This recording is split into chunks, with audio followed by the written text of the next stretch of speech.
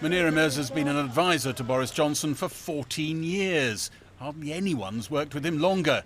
She said in a letter of resignation this afternoon she'd pleaded with the Prime Minister to apologise for his repeated attempts to link Keir Starmer with failure to prosecute Jimmy Savile for child sex abuse. She wrote in a resignation letter that when she heard Boris Johnson instead today clarify rather than apologise, it was the final straw. A lot of people have got very hot under the collar, and I understand why. Let's be absolutely clear.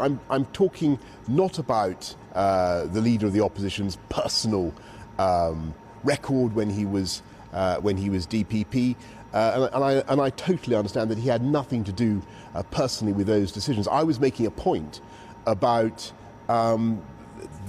his responsibility for the organisation as a whole. In her resignation letter to Boris Johnson, Munira Mirza says, "You tried to clarify your position today, but despite my urging, you did not apologise for the misleading impression you gave."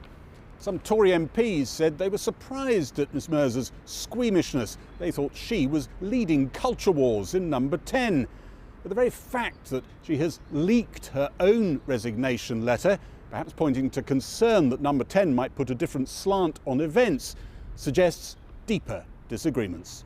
Why is one of your oldest political allies, 14 years she's worked with you, very close to you in Downing Street, she has quit? It's obviously not, it's all very well you saying all I said was, he apologised about it. It was too much for her. I mean, clearly you must regret that now. Of course, and I'm sorry to lose Munira. She's done an outstanding job. She's been a wonderful colleague for a long time.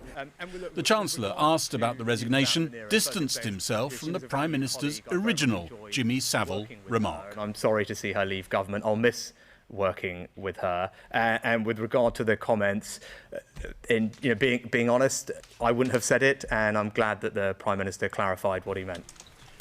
And in the last hour, it's emerged that the Prime Minister's Director of Communications has resigned tonight as well.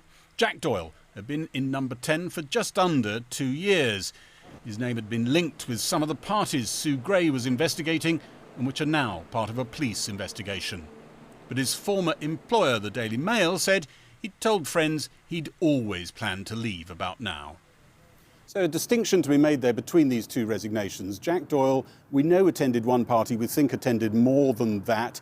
He's part of the comms strategy that the Prime Minister has been relying on ever since the whole party story broke, and you have to say that is not one that the textbooks will be putting there as a template, as the Prime Minister's had to sort of change his line all the time. And the Prime Minister did tell MPs on Monday night there would be changes in Number 10. So I think that's what surgeons call non-elective surgery. Munira Mirza is much more difficult for the Prime Minister. She chose to jump. That's elective. And as she jumped, she implied that the Prime Minister, or pretty much stated that the Prime Minister had shown lousy judgment on something. The MPs will be looking at that a bit. I think they'll be looking at the person who's replaced Munira Mirza. Andrew Griffith, the Prime Minister's former PPS and MP, is someone, I must admit, I've talked to quite a lot of 29 intake MPs, Red Wall MPs. I've never seen people take against someone quite so quickly as they have against this former Sky executive, who they feel occupies a different planet. I don't think they'll be looking at that particularly benignly, but maybe what they'll be looking at most is what Rishi Sunak said, distancing himself from the way the Prime Minister behaved in the House of Commons, using that Jimmy Savile line. Does that show maybe that he's ready? Does it show maybe that he has the sort of mettle that they're looking for? Not quite sure whether he has or not. Meanwhile, and someone else who departed quite a while ago from here, Dominic Cummings, has, as ever, tweeted helpfully, the bunker is collapsing. It certainly doesn't look in good structural order.